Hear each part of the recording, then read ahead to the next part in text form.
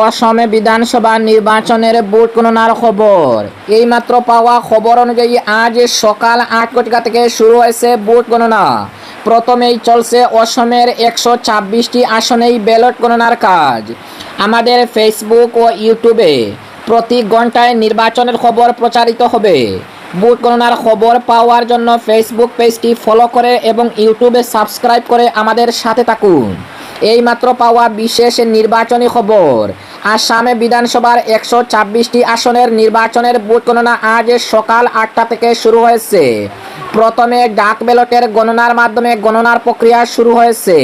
Vote গণনার জন্য অসমের 126টি আসনের মধ্যে 35টি জেলার মুখ্য কার্যালয়ে মোট 40টি কেন্দ্র স্থাপন করা হয়েছে।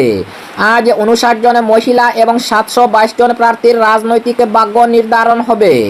উল্লেখযোগ্য প্রার্থীদের মধ্যে রয়েছেন বিজেপির প্রবীণ নেতা তথা অসমের দুবারের মুখ্যমন্ত্রী হিমন্ত বিশ্ব শর্মা, আসাম প্রদেশ কংগ্রেস কমিটির সভাপতি গৌরব গগৈ, বিধানসভার অধ্যক্ষ বিশ্বজিৎ দৈমারি, বিরোধী দল নেতা দেবব্রত শইকিয়া, AIUDF এর প্রধান বদরুদ্দিন আজমল, রাইজর দলের সভাপতি অখিল গগৈ, অসমের জাতীয় পরিষদের সভাপতি লুরিনজ্যোতি গগৈ প্রমুখ।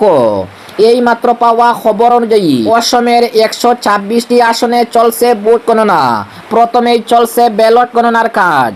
পরবর্তী খবর পাওয়ার জন্য আমাদের ফেসবুক পেজটি ফলো করে এবং ইউটিউবে সাবস্ক্রাইব করে আমাদের সাথে থাকুন।